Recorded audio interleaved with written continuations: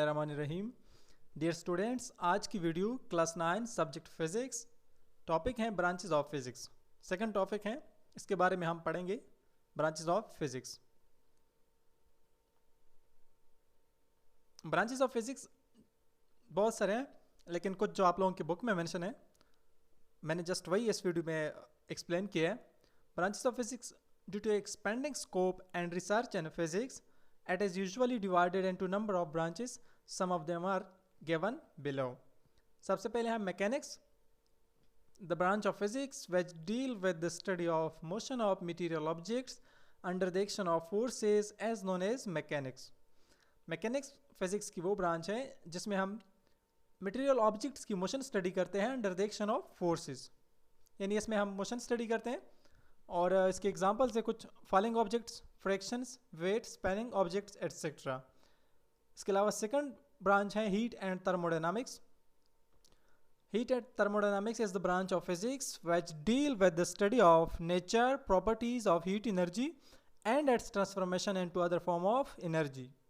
Heat and thermodynamics जो है physics की वो ब्रांच है जिसमें हम हीट एनर्जी, उसके nature, properties of heat energy और इस transformation of heat energy and to other form of energy, ये सारा स्टडी हम हीट एंड थर्मोडायनामिक्स में करते हैं।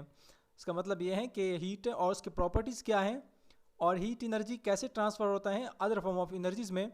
फॉर एग्जांपल हीट एनर्जी से सन से जो हीट एनर्जी ऐसा सोलर पैनल के ज़रिए आप उसके केमिकल एनर्जी में भी कन्वर्ट कर सकते हैं। फॉर एग्जांपल जिससे हम बैटरी चार्ज करते हैं, या उसके अलावा इलेक्ट्रिकल एनर्जी भी हम उससे हासिल करते हैं। तो एग्जाम्पल है कुछ melting and freezing process, engines, refrigerator etcetera. ये सारा सब कुछ हम हीट एंड थर्मोडायनामिक्स में स्टडी करते हैं। थर्ड हमारे पास है oscillation and waves. Oscillation and wave is the branch of physics which deal with the study of to and fro motion and various properties of wave is known as oscillation and waves.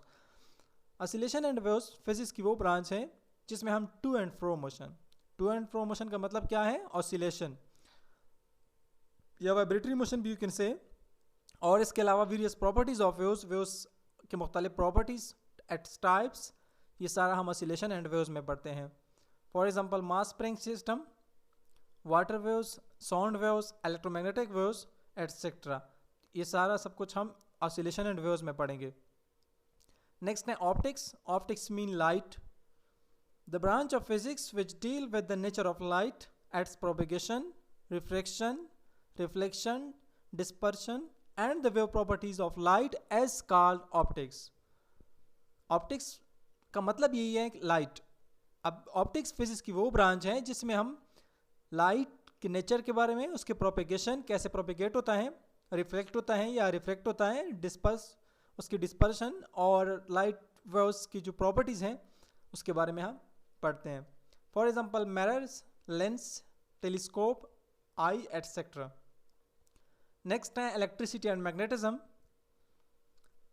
The branch of physics which deal with the properties of charges at rest as well as in motion and physical phenomena that occurs due to the effect of charges. Electricity and magnetism physics की वो branch है जिसमें हम charges की properties के बारे में पढ़ेंगे। और चार्जेस मेनली हमारे पास फिर टू टाइप्स होते हैं, एक रेस्ट में होता है charge at rest and charge in motion.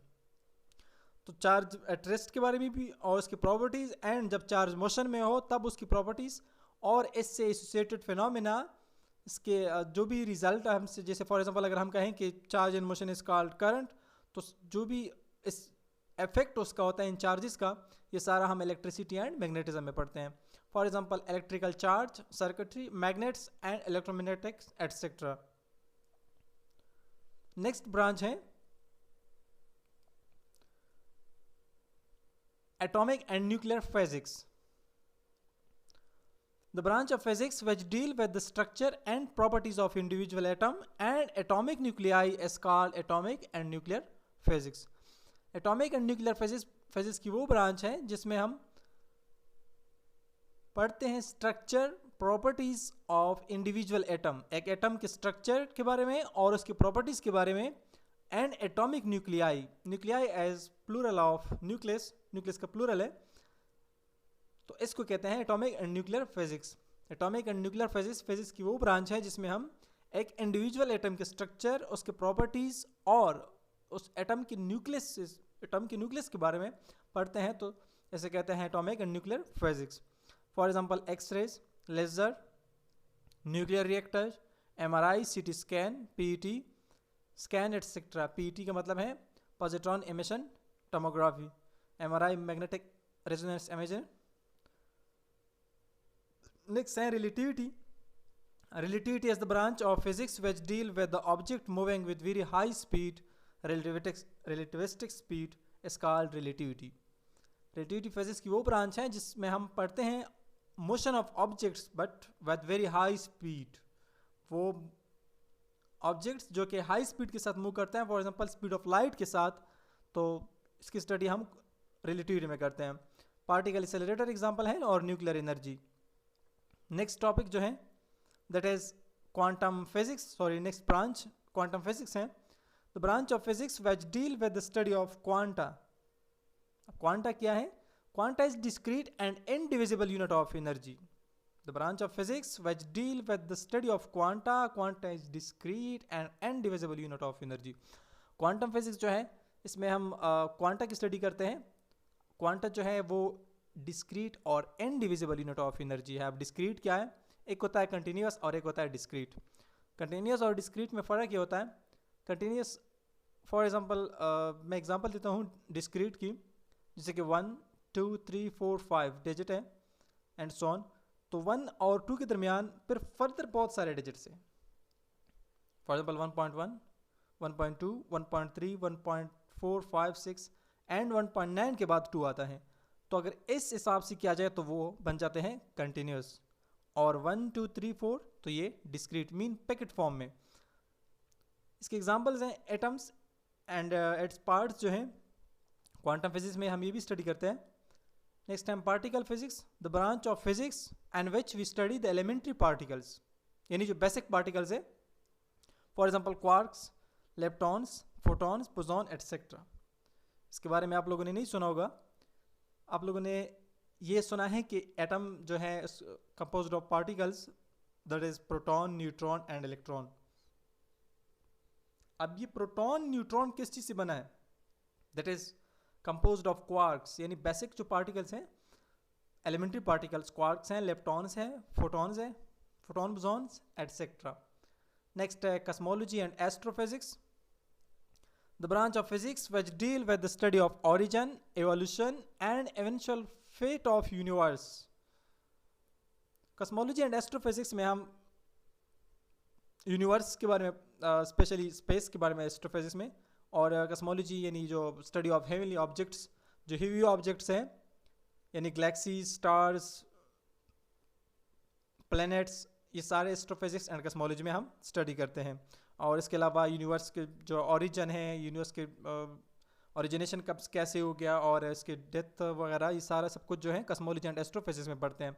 Example है star, galaxies and black holes etcetera. Next है biophysics and medical physics, the branch of physics which deal with the study of physical interaction of biological process and application of physics health process such as prevention, diagnosis and treatment.